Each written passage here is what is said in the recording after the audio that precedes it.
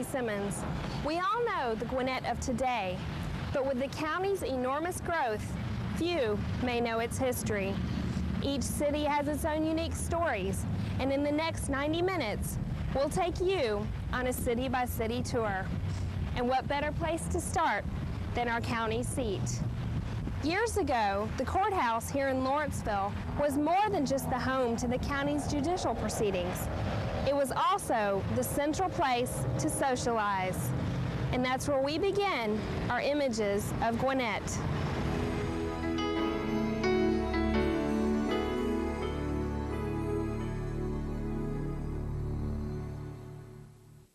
When ice cream first came out, you couldn't get enough of it. You could go to the drugstore, they had a place called a soda fountain, and you could go get a dime's worth of ice cream in a dish and sit at a table and eat all afternoon. If you wanted to go courting with a girl, you had to talk her into going to get an ice cream cone. If she didn't want to go talking with you, you said to heck with her. I'll find me another girl. Said, I know girls that like ice cream better than she did. And what happened was that they had court 4 times a year. That's what it was. There were 2 weeks of court. And the courthouse was the place that everybody went in order to either enter that courtroom or else stand on the outside and ask what happened. That's what you have to do. So that was the only place that we had to play around here. We had all that concrete up there around the building, and that was the best place for skating you ever saw in your life. Every child that knew how to skate and had skates would come to the courthouse and have a game and have fun with each other. They would get up a football match maybe on one side of the courthouse. On the other side, they might play a little baseball. We didn't have a park other than what was up there. We didn't have any other place we could go. When you go into Courthouse Square, it's sacred ground.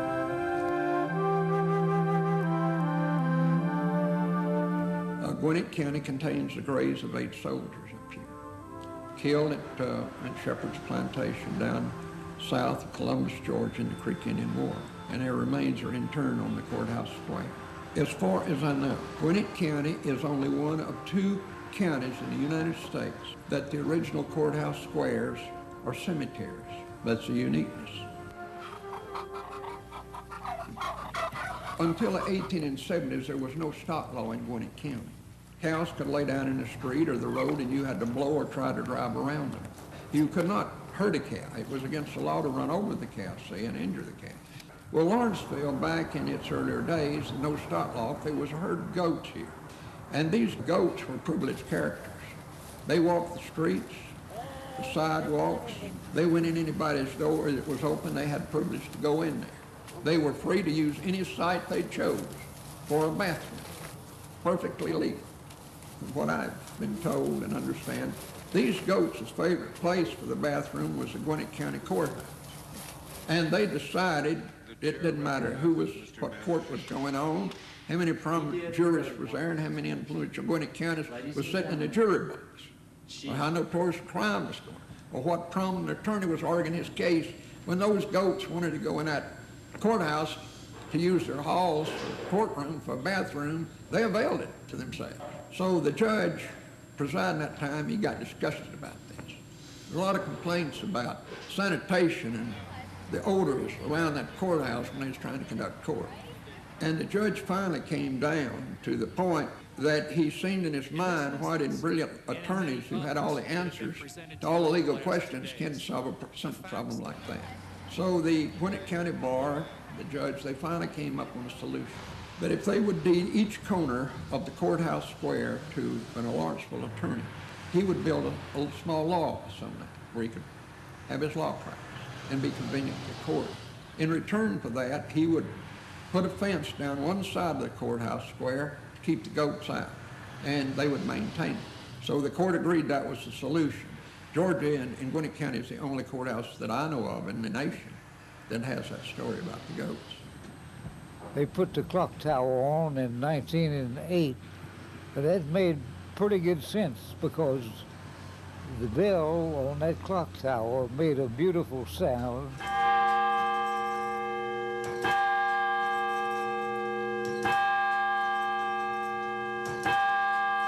And you could hear it almost all over town. There were very few places that you didn't hear that clock strike, and everybody knew what time it was. Gwinnett and Lawrenceville both were settled, but a lot of the Veterans War of 1812. Captain James Lawrence, again a hero of the War of 1812, is an American a naval hero. That was where the name Lawrenceville came from. Perry Street, it's named after Commodore Oliver Hazard Perry, native of Rhode Island, a famous American naval officer. And so this street out here in front of the Lawrenceville Female Seminary that goes on the west side of the Gwinnett County Old Courthouse is named Perry Street in his honor. The street behind the courthouse is named Pike Street. It is named after General Lebanon Pike, another hero of the War of 1812. He was killed in the battle at York, Canada. He was also at one time Inspector General of the United States Army. The street on the front of the old courthouse, Croghan Street, is named for Colonel Croghan, who was also an officer in our American Army at the War of 1812 and was cited for bravery and heroism in fighting in Ohio against the Indians and the British up there. The street on the east side of the old courthouse square is named after Judge Augustus Clayton, and he was a prominent judge of Georgia, distinguished jurist, and involved with the education over at the University of Georgia, but very prominent in that school's growth. My oldest brother is the one that's squatting down in that picture right there.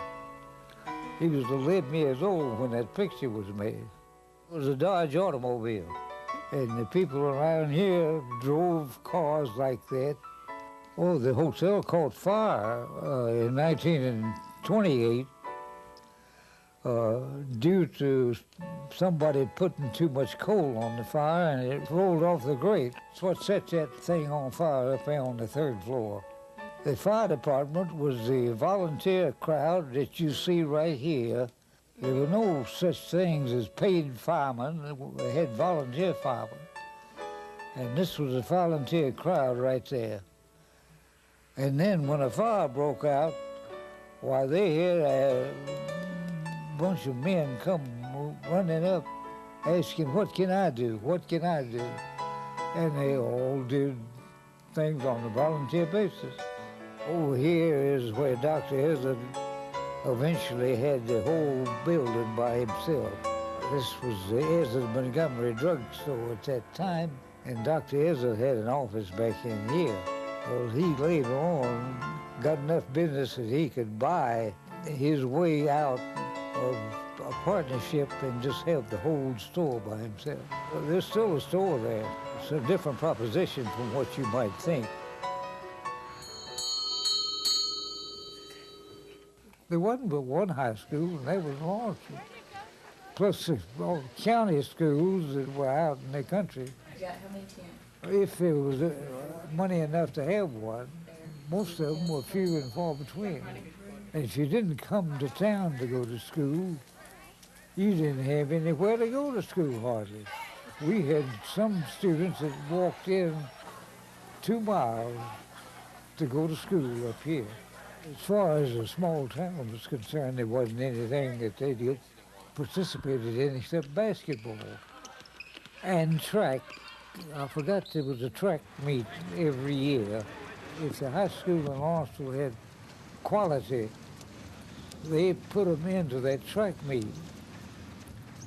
And they won a lot of prizes doing that. Or you just simply got out there and had a race. Coming up on Images of Gwinnett, our historical tour moves west. Everybody always says that America was built by the railroads. We'll explore the railroad's influence in Gwinnett County when we return.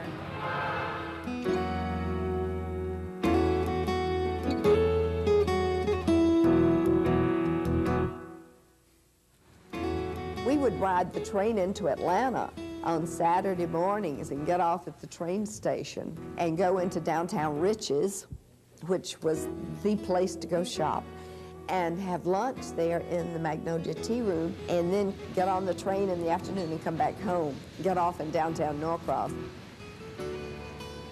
Today, some people consider railroad tracks as obstacles in their daily commutes. But these same rail lines were once the lifeline of the county. The cities of Norcross, Duluth, and Suwanee were all along the Southern Railway, linking the cities in a union that still exists today. We begin our train ride in Norcross.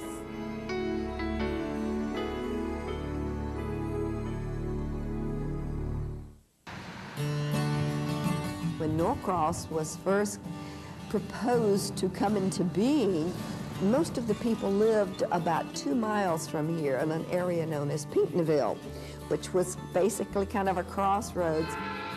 And of course, when the railroad was proposed to come through here, everyone that lived out in the Pinckneyville area and in the countryside said, let's move to Norcross, or where the railhead is going to be, because there would be a train stop. And I guess they figured that was where the center of activity for business, homes, for a little local government would be. So in 1870, the city of Norcross legislatively was created. Jonathan Norcross and John Thrasher were businessmen together. And when Jonathan Norcross came out to visit, Thrasher thought about a city. He was really pushing for the creation of a city. Then he laid off certain streets, and then he decided that he would go to the Capitol and have the legislature to name the city Norcross for his good friend, Jonathan Norcross. The city park that we have that's right across the railroad track is known as Thrasher Park. It was sort of Atlanta's first commuter rail, as we talk about going back to that. Norcross was only 17 miles out from downtown Atlanta, but in the 1870s, that was quite a distance. Norcross had a nice hotel and a spa. The Brunswick Hotel was a handsome 3-story frame building with a lot of gingerbread, as we call it, a lot of carving and squigglies in the eaves and on the handrails. And it was situated right across from the train depot. And as the story goes, there were quite a few people who would come up from Florida because of the intense heat and no air conditioning there, and would come up and stay at the Brunswick Hotel because it was supposed to have been cooler up here than in Florida. And a lot of them would sit on the porch and watch the train come in and see the passengers disembark. The rail line that served it, the Richmond and Danville in the 1880s, had a train that they called the Airline Belle. Businessmen who were well-to-do let their families stay in Norcross in the summer, and they would come out all the way from downtown Atlanta in the hustle and bustle and mud of that to visit their families on the weekends. But apparently the train coming in every evening was quite an event. People would dress up in their Sunday best and their parasols and everything and go down to meet the train. So Norcross was both a vacation spot and commuting for people who worked from Atlanta but lived in Norcross. My father was an auditor for Southern Railway. The ones who worked for Southern Railway had a pass that they could ride the trains free. The railroads were very good to a lot of the families here in Norcross. There were several that were in grade school with us whose father worked for Southern Railway. They also had an automobile factory here, the first electric automobile that was built in the area. So we were a little ahead of our time, I guess, in wanting to clean up the environment. The first fire station that was built in the county was over here on the hill, and it's still here. Now, other cities had volunteer fire services, but they were not in a district that would go outside of their city limits. Baseball was a very, very important function for the young men of Norcross and their families that followed them and supported them. And Norcross had a couple of families, the Wingos and the Carlisles, that had some very healthy young family members, and they played professional baseball in the late 20s and early 30s. Since I am one of the natives and I've lived here for quite a long time, I have found that the majority of your people are very sincere and very hardworking, and are pleased to be a part of Norcross. And you can go in City Hall, you can visit people in the stores, in the marketplace, and know most of them by first name, know where they live. And those things are meaningful, I think, and I think that is why life in a small city government is, a community is very important. We're very proud of where we've been and where we are now and where we hope to be.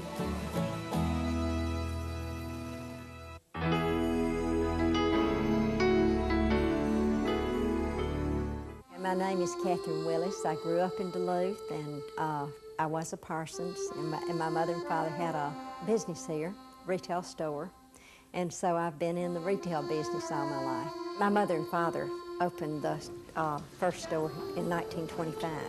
Her father had opened his first store in 1876, and our stores were an outgrowth of that.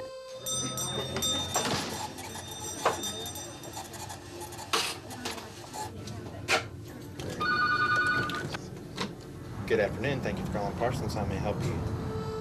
Evan Howell was the first known white settler that moved into this area.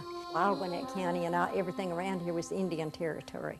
And so there was no record of anybody being here until Evan Howell came.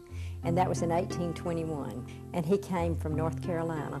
He had 8 children, and he settled here, and then he started right away trying to make the area grow. And so he built the road that went from his property towards Lawrenceville. And then the only road in the whole area was Peachtree Road, which was fairly new. It had been built during the War of 1812. And where his road crossed Peachtree Road, that area became known as Howell's Cross Roads. And that was the name of what's now Duluth for almost 40 years. He had a large plantation and then was actually the first merchant in Duluth. And he was my great-great-grandfather. So we've been here a long time. The biggest event that happened in Howell's Cross Roads was when the railroad came in 1871. And so when the people in Howell's Cross Roads knew that the railroad was coming and they were building a depot, they thought it was time to have a new name. So they invited the grandson of Evan Howell to speak at the dedication of the depot and to give the town a new name. They ended up naming it Duluth. It seems almost as a little bit of a joke. The rail lines in Duluth, Minnesota had just been built, and one of the federal legislators had made some speech in Congress making fun of the rail line being run to Duluth, Minnesota, I think kind of joking that it was the back of beyond. So when they incorporated Duluth and the people were making the speech to name the town, they decided to play off that. So our Duluth was named after Duluth, Minnesota. Only a couple of years later, out of something that basically had been a joke, but apparently they chose not to name it after one of the founding families. With a new name and a railroad coming through, that it was time to start a church. And so they formed a Methodist church. Just 8 people met one rainy Sunday morning and formed it in Singleton Howell's home. And they met there for 2 years, and then he donated the land and they built a building. Singleton Howell also donated the land for the cemetery. And ironically, he ended up being the very first person that was buried there. He might not have donated it. He didn't even realize that. Well, the main thing about the railroad, that really made the area grow. Up until the time that the railroad came, Duluth didn't have a post office. Well, Howell's Cross Roads is what it was called then, did not have a post office. Wherever the railroad came through, those were the areas that grew. And the main reason was that it was the place where you could ship cotton to market. And cotton was that was the money crop. I can remember vividly when I was growing up what a big day in Duluth Saturday was. And of course that was true of other little towns too. But Duluth has especially been a real busy business town. And on Saturdays, the farmer and all his family came to town and spent the day. And so the children would play, me included, would play in the cotton bales. And that was play hide and seek behind them and jump on them, and that was fun. We were the first town in Georgia, in all of Georgia, to have a woman mayor. And that was the Miss Sally Strickland, and she was mayor of Duluth in 1922 and 1923. Alice was a really interesting person. Her platform was to rid Duluth of demon rum. Duluth had a real bad reputation with people drinking moonshine. In Christmas of 1940, Dick Hull lived here, and he owned a dairy in Atlanta, Irvingdale Dairies. He and his family were here for the Christmas holidays, and one of his milkers, Olin Burnett, came to his door early that Sunday morning, Christmas Eve, and asked him to take him up to Duluth to my mother and father's store to buy some clothes to bury his little boy in. Well, Dick Hull couldn't believe. He said, what happened? And he said, well, he didn't know that he had died. And Mr. Hull found out that there was not a doctor in Duluth and not any medical facilities in Duluth. And so Dick Hull presented to the people of Duluth the idea of opening a little clinic. And he said that he would help fund it if everybody else would help. At that time, though, they hadn't named it. And Dick Hull's father-in-law was a general and vice president of General Motors in Detroit. When he found out what the people in Duluth were doing, he sent a donation for $500 in memory of his daughter, Joan, who had died because they were on vacation and there were no medical facilities. And so the people in Duluth, of course, really appreciated that and wrote him back and asked him if he would consider letting them name the clinic after Joan. And Mr. Hurd Summerer had come up with this inscription, if he agreed to it, that would be on the clinic. And this would say, to Joan, who in swift transition achieved eternal springtime, this hospital is dedicated in the hope that through it, the lives of other children may be enriched. And so, of course, General Glancy wrote back and said that he wanted to help. He sent another check. It is a story of the people in Duluth and General Glancy and Mr. Hull working together until they built really the first hospital in the county. And then that was John Glancy Memorial Hospital. And it's still going full steam and is still the most caring hospital. Duluth has always had a real caring, warm spirit. And when I was young, everybody knew each other and all about their business, and so it was a very close-knit community. And even though Duluth has changed drastically now, I think it still has that warm, caring hometown spirit, pride in the old and the new. And I think that sums up what Duluth is about, the pride in our past, but moving on to new people and a new generation and a new town with old feelings.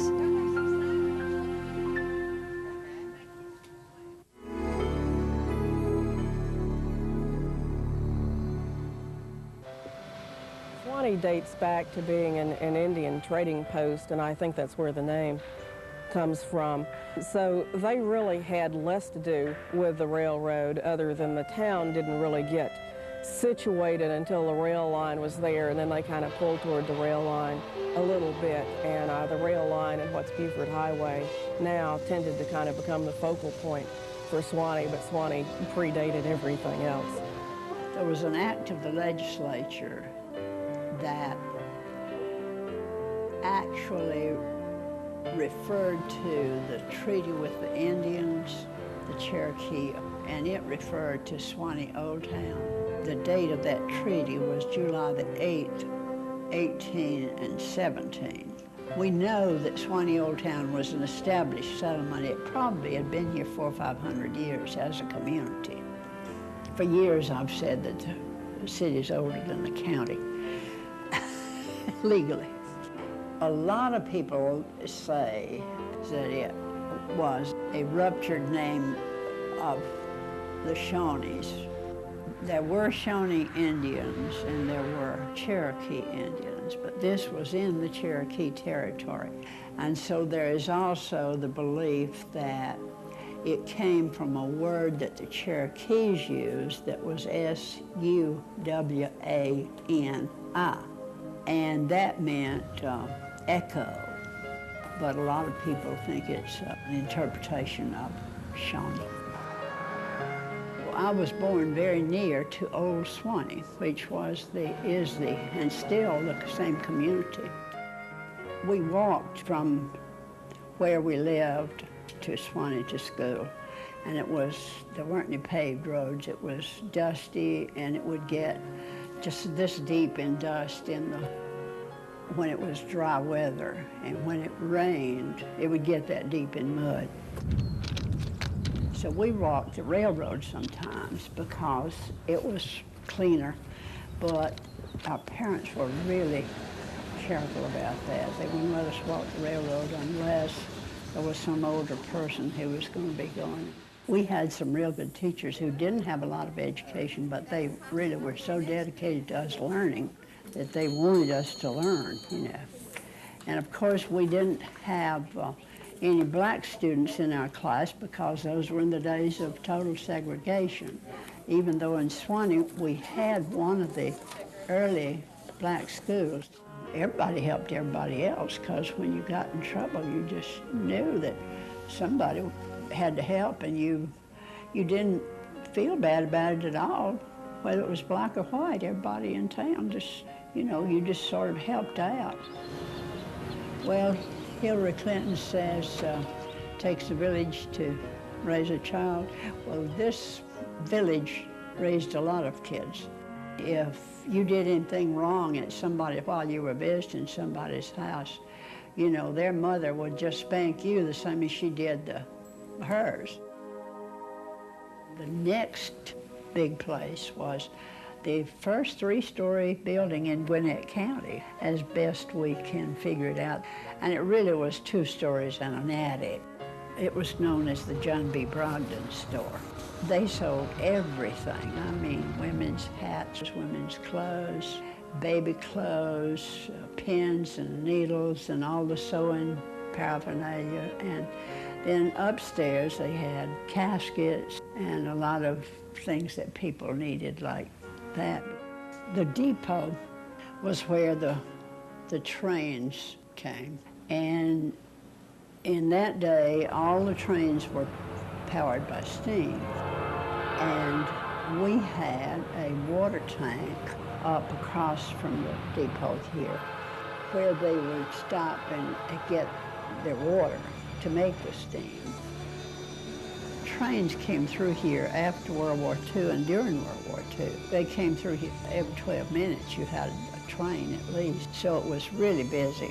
The mail was posted 3 or 4 times a day. I don't know how many. The man that would hang the mail had to take it and on this long stick, take the bag up and hang it up on a hook out over the railroad track, because when the train would come by, then they'd just swoosh it like that and take it in, see? So that's what they called hanging the mail. There's an interesting thing about Swanee that I can't understand and nobody else does, but it's so true and everybody knows it's true. And that is the people, most everybody that's ever lived here loves living here. And they want to come back. And everybody feels close to each other.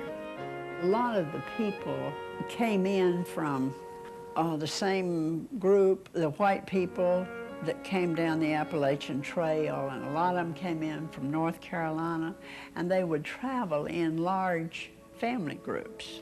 So the families always felt close to each other. I guess the number of days they'd be walking and managing somehow to get from North Carolina and Virginia down here. They would have to get to be good friends or they wouldn't stay together. With the people that have moved in, we have so many people I don't know, but I think that there's something that attracts people that care about other people. I always say that it was the best kept secret in Gwinnett County for a long time, but somebody let the cat out of the bag. I may have been part of that.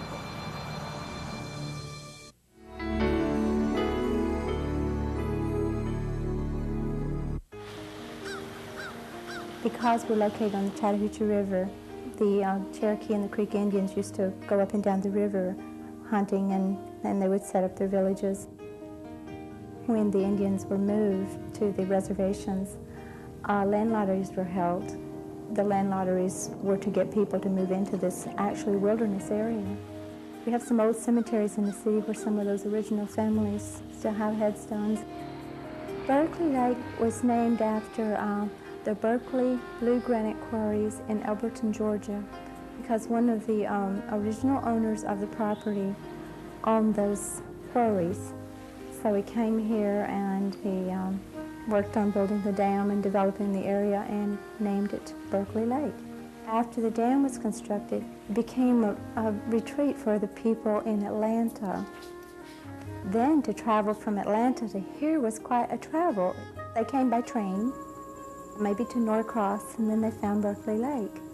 And so they would get out of the heat of the city and come out to Berkeley Lake, and we had primarily fishing cottages around the lake for a number of years. And then people began to build all year-round homes and started needing things like roads and utilities. And the only way that they could pay for those was to be able to levy taxes. For that reason, and maybe a number of other reasons, they decided to incorporate and become a city. It's actually Lake Berkeley, and then the city became Berkeley Lake. And people moved here and began to develop around the lake and began to feel very protective about their home and what they had found here before it became a city. So certainly the lake is the centerpiece. City Hall used to be a store. It was a place where people would come and buy bait to go fishing on the lake. The core of the building is probably not the same that it was at all, but we like to hear stories about it from some of the older people that lived here a long time ago. We don't have a defined town center because we have no commercial business. We are primarily a residential community. It's unusual, we are a residential city.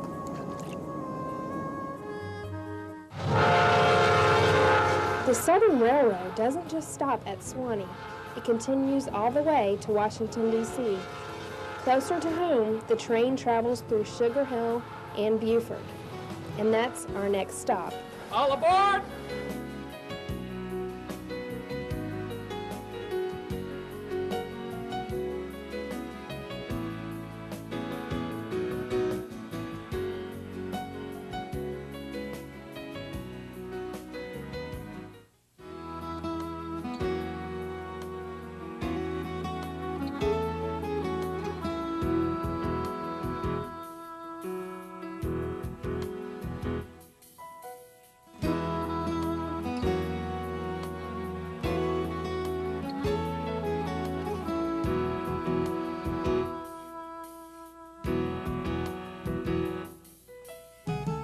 As mentioned earlier, the railroad created a geographic bond between towns, a connection shared by Beaufort and Sugar Hill.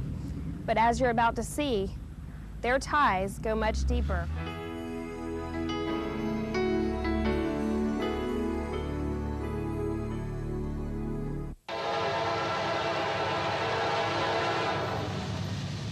Everyone comes from a town, whether it's small or large, and every town has its history. We were just driving around one day, and we actually were eating breakfast at one of the local southern cafes for breakfast, and we just went a little bit further and followed the railroad track down, and then we found the town. And so it was, we didn't even know it was here, basically. There wasn't any signs directing us to the old town, so we basically just sort of found it by chance. Distinct collection. I have become very obsessed about the history of the town through my husband's interest. When he first started collecting the saddles and actually had to purchase them, and and therefore investing our own money in artifacts about the town, I thought I wasn't really sure about it, and after I've seen the collection grow and its influence on the people of the area, then I too have become obsessed with finding out more about the town and what they used to make here. There was an industry in town that two brothers came into town and sort of got involved in that industry, and the main industry was tanning leather. Bona Allen everybody knows about because his business and his name were synonymous with leather for 100 years. But he had a brother, R.H. Allen, Robert H. Allen. He's well known in this town because he rode around in a goat cart. And so every photo that you see of him, as a matter of fact, we have several, you see him in the goat cart, and not because it was just something that he thought was cool to do. He was not an invalid, but he was lame. He came before his brother, started a little tannery, and he also made harness and collars and things like that. And his brother came in, decided it was a wonderful place to locate, and started about making his own tannery. R.H. died in 1909, and his brother bought out his business, and so it was incorporated into the Bona Allen trademark. And Bona Allen died in 1925. Of course, his sons continued the business up until the 1960s when they were bought out by Tandy Leather Company. There was always work, and people weren't making a lot of money, but they had food on the table and a place to stay. So that was very, very significant. But because of this work here, a lot of them became very skilled craftspeople. It's an interesting area that the black people were treated and paid the same as the whites also. So you didn't have that racial tension that seems to creep into some other areas. So it was a very interesting mix of people.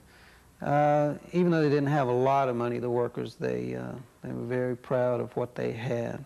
But they also knew that the Allens ran everything. The Allen Mansion, you'll see, is right in the center of the road. As you go down the main street, the road will curve in front of it. The story is that Mr. Allen, when he built that mansion, wanted to have a clear view of his town, so he put this house right in the middle there. He was a very eccentric fellow, and they were very interesting people. There's a lot of stories about them. They loved to party. They were very much into the political and the social events that were going on, especially in Atlanta. As a matter of fact, Beaufort Highway came about as a result of Bona Allen's desire to have a highway from Beaufort to Atlanta. And that's why it was called the Beaufort Highway. So you can see their influence, not only here, but in Atlanta also. They also were very interested in the quality of the work they did, as well as maintaining that quality. So leather was the main business. There was always work here for people. Even during the Depression, people would come from all over because there was work to do. Leather was still important because there weren't so many people who owned tractors, who owned that kind of equipment. So the horse was still very, very important. The saddles themselves are gorgeous, and so we are very interested in the fact of the craftsmanship that was here and the quality of the craftsmanship that was here for so many years. We were fortunate. We met some of the older gentlemen who worked there, and they gave us some items for the museum, and they told us a lot about it too. But I think the most important thing, what they did, was they instilled in us that pride. They let us know that they were very, very proud of what they did. So I think that's the reason the artists started coming into this area. There was an artist in town, and his name was Cecil Ramsey, and that he was in the process of painting murals on one of the old Bona Allen buildings, which was the old tannery building. Cecil was a very gifted individual who had no lessons and just painted from his heart. But that was the first artist that Beaufort ever knew about. So primarily a very important artist. He would walk around town with a easel on his back and a palette on his back, and he would, often stop and just paint. So people were aware of Cecil. Over a period of 14 years, more and more artists have come into the area. Some say it's because of us, and others just say it's because it was a natural inclination. The local people have become to probably appreciate the fact that the artists are here and are resurrecting the buildings, and there are now people walking in town, and it's an active retail district again. Find yourself in the Beaufort Triangle. In other words, don't get lost here. You can't get lost here, but find yourself. Find something about yourself in the Buford Triangle, whether it be your love of history, your love of trees, your love of old buildings, your love of a piece of artwork, or the person that you're with, or yourself. But we say find yourself in the Buford Triangle.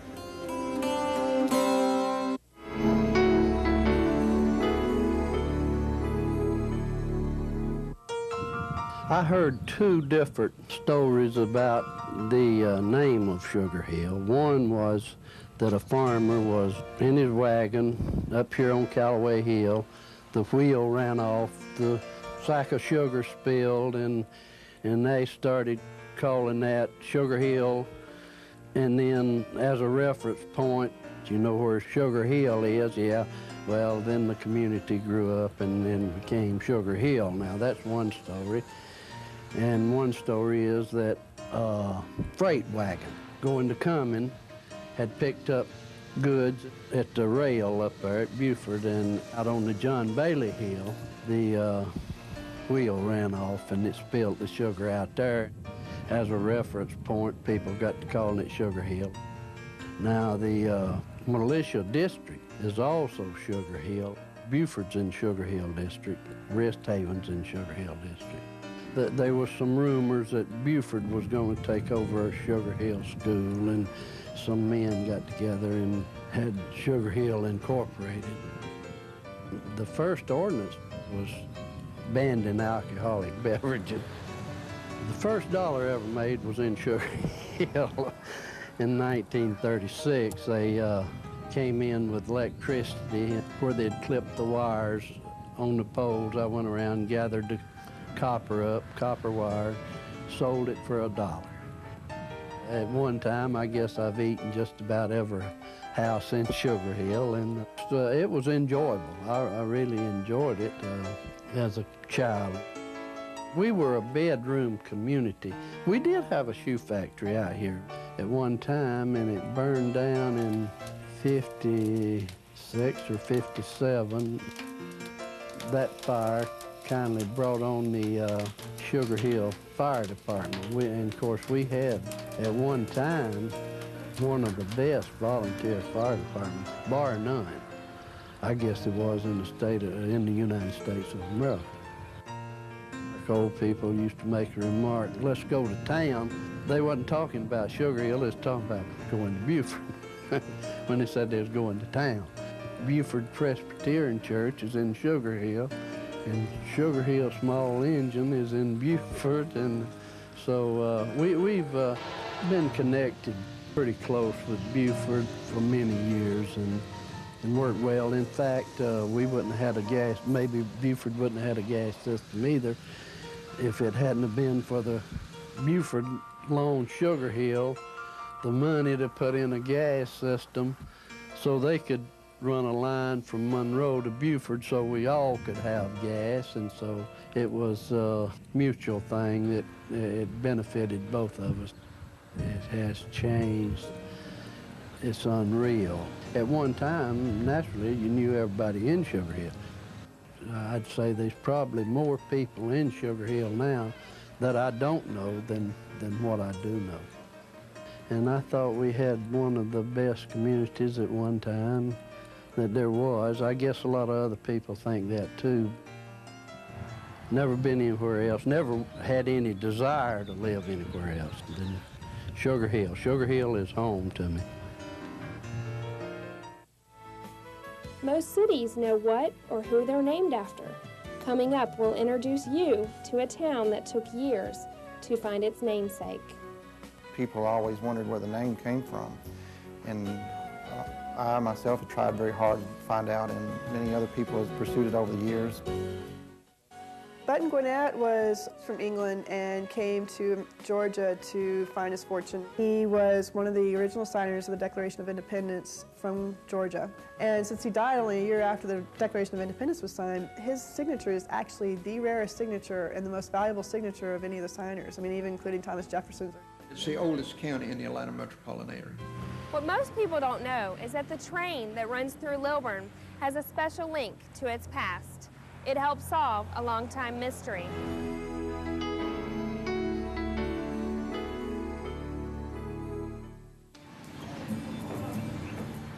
In our lifetime, it's always been referred to as Lilburn, Georgia. The community was first called Bryan, and that was probably named after an early settler.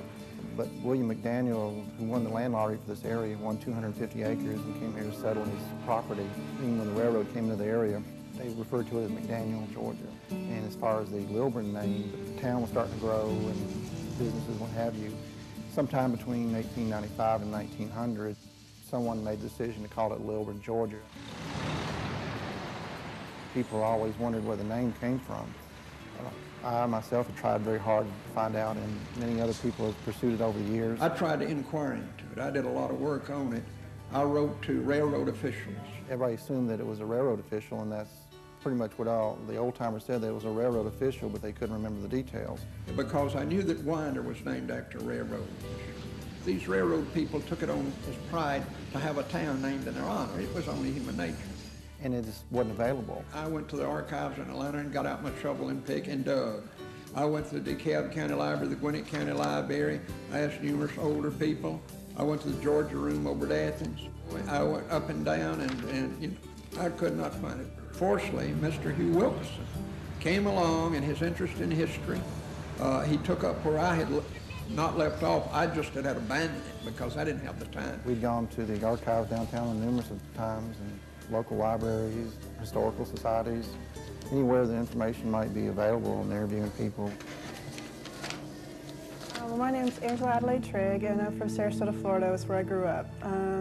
And what brought me to Gwinnett County actually began when I came to school here at Emory University in Atlanta back in '85.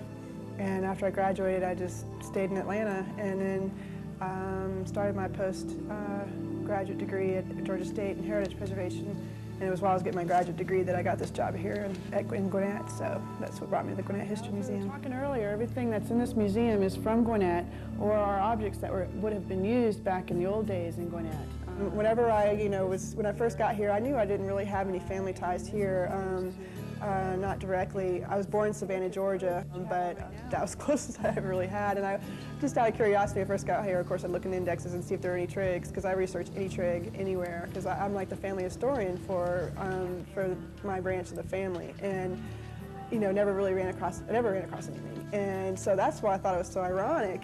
After working here for 6 years and doing research for everybody else on their family in Gwinnett and learning all about Gwinnett's history, and I mean, I know all the old families and all that kind of stuff now, kind of try to, bone up on all that stuff, that I was surprised to find out when Hugh Wilkerson called me up from the Lilburn Historical Society and told me that, hey, we found out who Lilburn is named for. A family member had always heard that a town in Georgia was named for his uncle, Lilburn, and he had the opportunity to come through the area a few years ago, and he was aware of Lilburn, Georgia, so he looked on the map and found it, but he made a point to come by and see this town he'd always heard about. He stopped in and was telling us about this, and we started investigating it, and it turned out that he was true, that his uncle was named Lilburn Trigg Myers, and his name is Lilburn Talley. He's named after his uncle. He had a keen interest in it. It had been my family's tradition that Lilburn, Georgia was named after Fremont Lilburn, but I really didn't know what the connection was. But I was down that area several years ago. I stopped in Hugh Wilkes' antique store, chatted with him, and left my name. He got interested in it. I sent him my great-uncle Lilburn's obituary.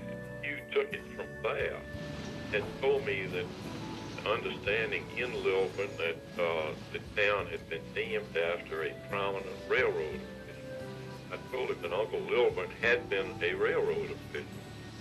Great-Uncle Lilburn, general superintendent of the Seaboard Airline Railroad. And I think that it's pretty well confirmed that it was named after Great-Uncle Lilburn. Lilburn Trigg Myers would have been my second cousin, twice removed. Being a general superintendent was a very high position, and it turned out in researching Mr. Myers that his father owned a railroad up north, and at the time that he was general superintendent, he was only in his 30s. never married. I think he had a number of girlfriends. We have the picture of him. Very handsome, very dapper, and cultured. At the time he was here, like I said, he was a young man, had been around 1890s to 1900.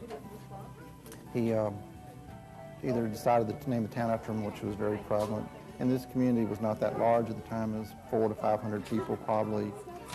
And he probably just made the decision to name it after himself, and it just eventually took. There's also a Lilburn, Virginia named after him too. So we solved that mystery. Because it's always been kind of a mystery, you know. And so then he said, yeah, it's a person named Lilburn Trigg Myers. And I was like, because I knew the name, you know, because I do so much of family history all the time, genealogy, correspond with people all over. In fact, I have a website up on our family and get people from Australia, England, and everywhere emailing me.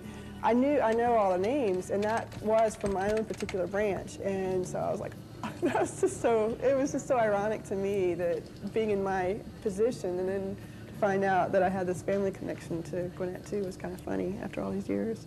Once we found out that it was Lilburn Trigg Myers, if you look back in the documents, it just says L.T. Myers. His name's all over the place, but we were looking for L.T. Lilburn or someone like that. So once we found out who we were looking for, his name was very prevalent. Camp Creek Baptist Church, which is the oldest church here. It was formed in 1820. And all the churches around here, basically, all the Baptist churches, rather, pulled off of there. When that church was constituted, they called buildings like that then meeting houses. And they not only used them for churches, they used them for to teach school in the summertime. That's when school was held. It's because the children needed to work in the autumn harvesting the cotton. So then there was no growth other than the Camp Creek Church there until the railroad here. And Lilburn came into being, which are southern. Now the center of activity in Lilburn moved from the site of Camp Creek Church up to the railroad. In about 1910, the town, the vicinity or Sullivan had grown so well until they decided to incorporate it. The town was officially incorporated in July 27, 1910 with the state of Georgia. Well, the town had several disasters that pretty much led to its demise for a time. We had a terrible fire in 1920 that destroyed everything except for one building. The whole economy of the area was based on the cotton, and the cotton was destroyed by the boll weevil, which destroyed their economy. The town was rebuilt and the cotton was dealt with as best as could. Then you had the devastation of the 1929 stock market crash, which affected a national basis, which pretty much wiped out the town. Lilburn, per se, died, in essence. What was left of it moved up towards Highway 29 to take advantage of automobile traffic that was more prevalent, was not so dependent on the railroad. The people were so well behaved and so easy to get along with that they found no need for a government. And they took matters in their own hands and solved their own problems. So the government more or less died in Lilburn after 1929. And it remained that way for quite a long time. And then in 1955, they had a need for water to come out of DeKalb County, and they had to form a government to deal with this need for piped-in water. So the government was recreated, rechartered, and they actually had a new charter as Lilburn, Georgia, with the state of Georgia in 1955. So the town revived and has grown into what we have today. I did feel like kind of a neat feeling when I found out about that. I guess it did give me a connection that I didn't have here. I never, you know, and yeah, maybe it was fate. I do believe in fate, and I don't think everything's coincidences all the time. Maybe that just makes the world easier to live in, more pleasant. But yeah, I think it probably was fate. Not all cities within the county have such defined borders. Affectionately called border towns, Tucker, Brazelton, Loganville, Rest Haven, and Auburn have all been affected by Gwinnett's booming growth. The face of Auburn has changed. It was once entirely in Gwinnett until 1914, and it was the home of a college. Stay tuned to see how important schools were to Auburn and another Gwinnett community. We're looking forward to the school being again #1 in Gwinnett County. School was neat. We had examples I've got here of some examinations. This was when I was in the 5th grade. And I tell you, the geography, I just laughed when I saw this yesterday. Name 4 cities that have cotton mills. I didn't get them all. Name the leading city of the South and tell 2 kinds of work done there. Education plays a big role in our county's history, which has led to Gwinnett becoming one of the top school systems in the state. Auburn and Grayson had vital links to education in the past, and one of them hopes to bring that school tradition back to life.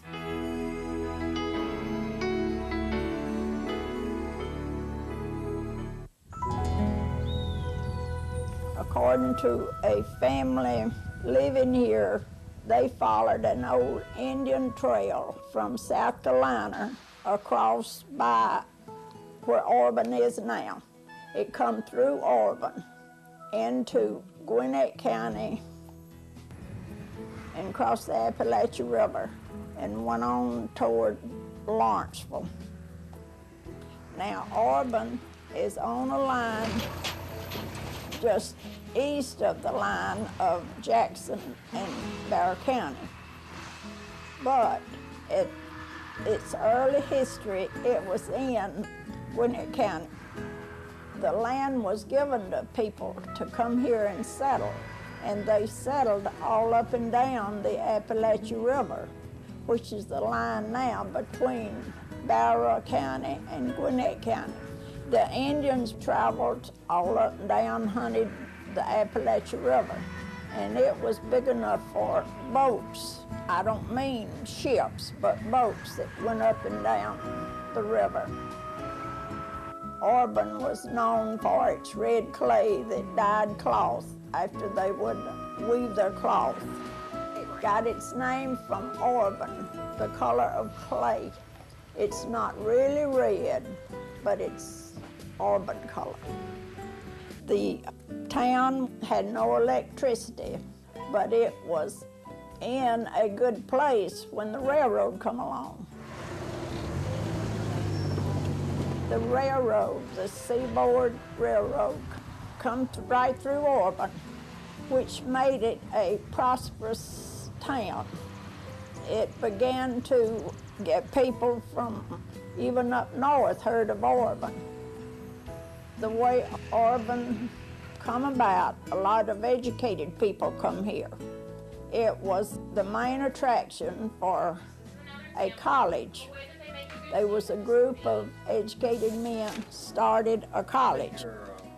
This college was Harry Ramey. Harry Ramey attracted a lot of students from all around and from far off. The funds become so scarce, and I guess the railroad made them seem like they were getting rich, but they didn't support the college. They used to have a lot of boarding houses where people could go there and stay, and they furnished them a place to eat, of course. That college educated so many people that wouldn't have went to college. It gave people courage to do things that they never had an opportunity to do before. And it made people want to get an education.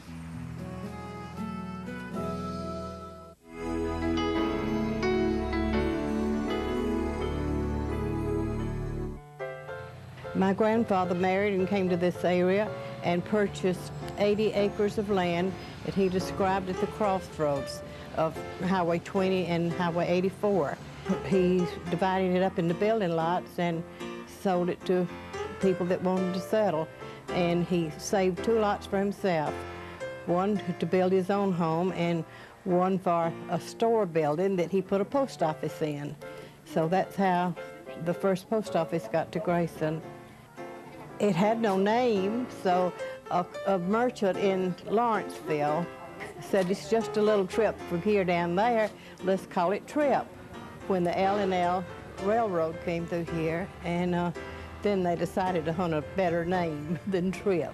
Someone received a letter from a relative in Texas, Grayson County, Texas, and the word Grayson appealed to the councilman, and from that it got its name. In 2002, Grayson will be 100 years old. Chestnut Grove Baptist Church was built long before the town was incorporated. It's over 100 years old, the church is. And the first school we had in the area was a school structure on the back of where the church stands now. The churches and the schools are still the main thing about the town. Well, my husband and I both went to the same school, and he left and went away to college, but he came back after me. The railroad was a life of Grayson and Loganville. And in 1931, the Depression had hit, and they did away with the railroad. And that broke Loganville schools, and it went to Walton County, and Gwinnett County had to pick up Grayson. I had to start coming to Grayson, but I lived in Loganville, and Grayson has always been my home. In 1931, I started the school in the 7th grade at Grayson. It was a real thing and a real change to me because I got to ride the bus. And Grayson had a gym to play basketball. When we got to Grayson, I was in heaven. Grayson is known for the best basketball teams. And the day that I got back after the war, Mr. Wellbanks, the chairman of Gwinnett County boards, he put me on the board in Grayson. We started rebuilding and adding to Grayson's school. We did work real hard on it and built up what I thought was the best school in Gwinnett County. But in 58, they had so many people come to Grayson and went to Atlanta to work with the automobile manufacturing places. And we lost numbers, and they got down to low until they forced us to close the school. They did away with the school boards, local boards, and that was the end of my career on that. They went to, built to South Gwinnett. And from there on, every day in my life, I look first for a new school in Grayson. I want to welcome each of you to our annual reunion, and we're grateful for this large turnout. Our school has been at recess since 1957, which is about 22 years, and we're going to kick off our new school next year, which would be start of the century. And Mr. Wellbanks, who is the county school superintendent, assured us early on that our school would be called Grayson High School, the Rams, and the colors green and gold. I'm very glad that there's going to be another Grayson High School. It will be called Grayson High School, and I hope that I live long enough to be able to make some contribution to it. Our class was like one big family, and we had a wonderful high school, had good teachers, and they were always interested in the children. And especially in the high school, we had some teachers who would give us very good advice. Jewel Dyer was principal when I was teaching here. We paddled the children, but they didn't need it much. I taught 34 years, and the best year I ever had was in Grayson. We're looking forward to the school being again #1 in Gwinnett County. Beaufort was known as the Leather City, and Snellville was known as Print City. We'll take you to that granite city when we return.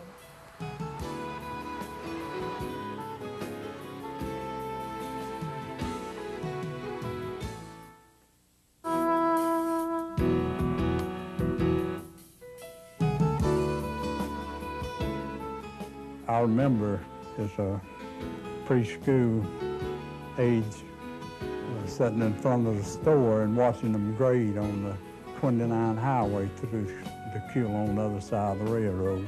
So it was quite a thing for the new highway to come through. It was paved. That was unusual to see a paved road. These roads, of course, haven't always been paved. In the old days, you had to travel on dirt roads to get anywhere. So most people shopped right in town, and that's why the downtown areas flourished. Many of those dirt roads led to Decula, where local businesses thrived. Other cities, such as Snellville, were more successful outside the downtown areas.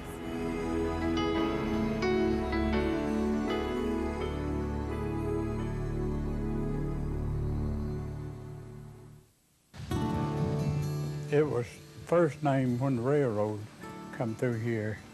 They named it Hoke, H-O-K-E, for one of the superintendents on the railroad. They already had a place called Hoke. So the postmaster here was a Mr. Freeman, and he took Atlanta and Decatur and picked letters from those two and came up with Decula. Dr. Freeman laid out the town and gave the land for the Methodist Church and school. And the first school around Decula was up at the crossroads close to Hebron Church.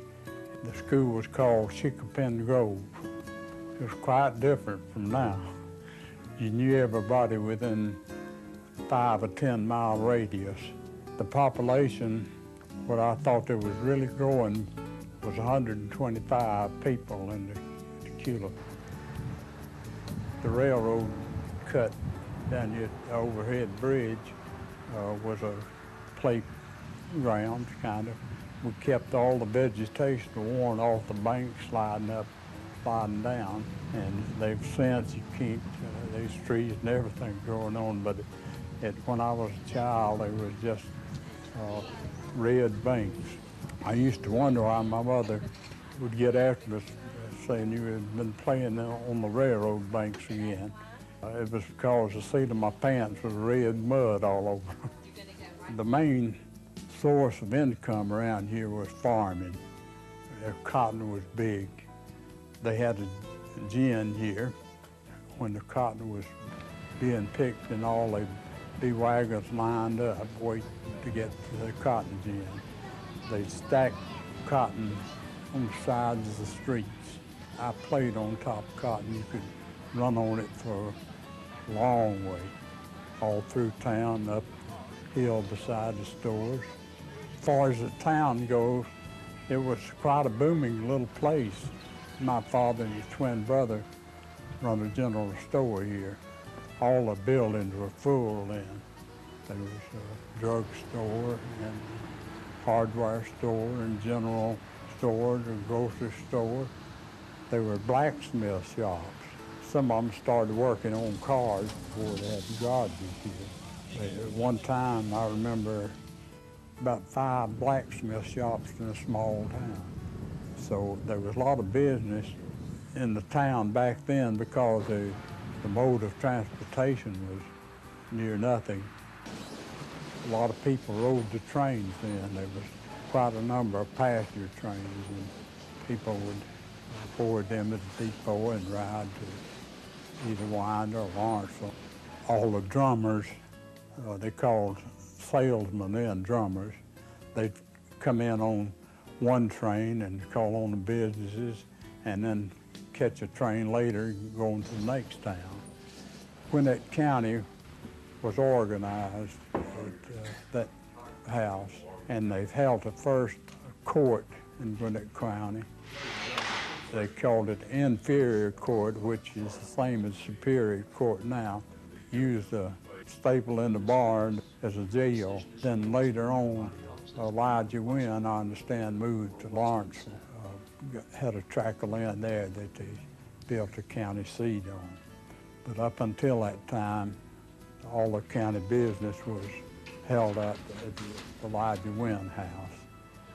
For a small town, back in the early days, the population between 100 and 125, I guess there was more professional people come out of here than any place in Gwinnett County its size. There were numerous doctors, lawyers. Well, Dr. Freeman, that originally started the town, he had people that come in on the train from all over to see him. He was at one time going to build a trolley line from the depot up to his house, his office, and he had dormitories up there that people would stay in when they'd come for treatment.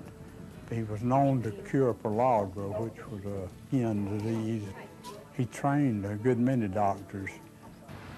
Well, my life here has been quite enjoyable. I think more so than if I'd raised in a large town. I don't think I'd want to have been raised anywhere else.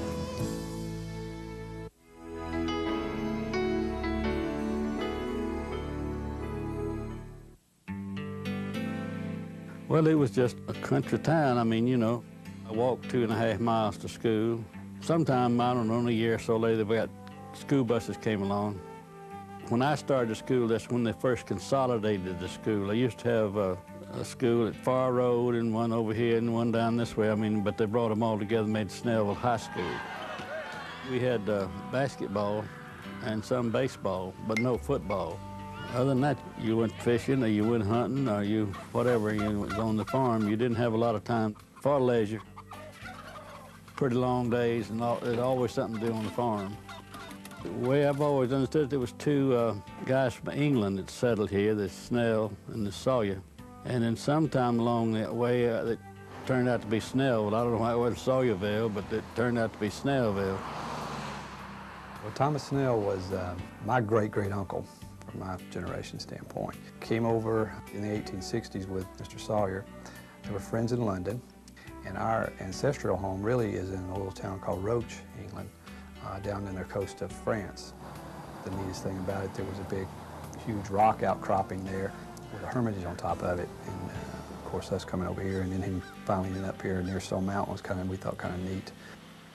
They migrated in the late 1850s up into London, his dad did, and then from there he and Sawyer became friends and decided that they were already in the mercantile business over there and decided to come over here to do that, and came to New York and worked there, and then basically just worked their way down to Georgia. We're not even sure what made them set out for Georgia. Sawyer was the older of the two. Thomas Snell got here, he was only about 17 years old, so he was quite young. Set their business up, a store up in Snellville. He married a local girl in 1876. It was a crossroads there, Big Oak Grove, parts of which are still around. He must have been fairly successful at it. But at some point split up. We don't know what exactly happened, but they split up and opened their own stores. Frankly, how the town was named is still debated, and we're not quite sure, other than we think Thomas Snell got the post office for whatever reason. We know that he was writing letters back to his family in London and already calling the settlement Snellville. And I think he was maybe the more ambitious of the two, frankly, and just took it upon himself to do that and started calling the town Snellville. He deeded the land for the Methodist Church in about 1885, and his sister was married to his first cousin, who was also a Snell. Our descendant, our great-great-grandfather, Edwin Richard Snell, he was a carpenter, and he sent word back to London and said, "You and my sister will come over. I've got a job for you. You can build a Methodist church." And so they came over in 1886 to build the church. He died rather suddenly after a couple of years. He had 5 kids. Left our great-great-grandmother over here as a widow. And then Thomas Snell died young. He was only 40 years old. He died in 1896, and he died of a ruptured appendix. None of his direct descendants live in the area anymore, but our side of the family was very prolific, and there's a lot of us around, and we're living all around here, and most of the people, when you associate Snellville with the Snells of Snellville, it's us. It's a typical immigrant story. A couple of young guys who just had a dream, wanted to do something with their lives, and set out. And Sawyer lived on up into his 80s, 90s, I believe, and kept the store. And he has descendants, of which Mayor Clower is a direct descendant of James Sawyer. So never any animosity. We're all good friends, and there's not a problem or feuds or anything else. Can't make anything else out of it. Business was not a big factory. It was a crossroads, 78 124, and you had the couple of small stores here. We were the business, I mean, as far as any kind of business. My grandfather's construction business, but there wasn't a whole lot of anything else. Most of the local people here were either farmers or were going to Atlanta to work. 78 was a little two-lane dirt road. In fact, I went to work in Atlanta in 36 on a dirt road. It was paved like 37 or 38. Shortly after the road was paved, well, then you have business come in, and of course it just gradually built up. I mean, one thing right after the other. It was just a sleepy little town, and the suburbia kind of started to grow up around it. You know, no railroad, no river, or anything like that to create a lot of industry. It was just the fact that people like to live here. Granite was a big thing because obviously they were so close to Stone Mountain. They were quarrying Stone Mountain. You know, it was a very, very good building material that was available to them, and they used it everywhere. The unusual thing we see is that people get in here and they kind of want to close the door behind themselves since they had nobody else. And you know, if we had took that attitude, it would have been a lot different place. A lady asked me one time how I felt about everybody moving in. I said, well, I've made some wonderful friends from people moving in because I wasn't going to move out. But I said, when I can't get out of my driveway, that's a different story. I wouldn't want to live in a place else.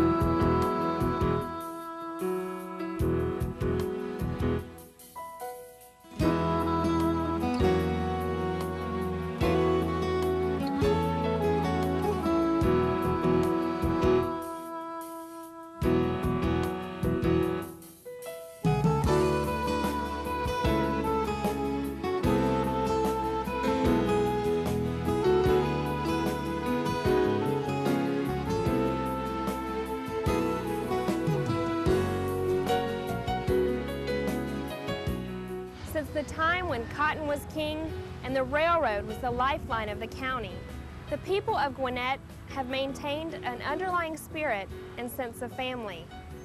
The unique history of each city is evident, as is the common thread that runs through the county. To learn more about Gwinnett's rich history, you can search the internet. Here's a list of cities with websites.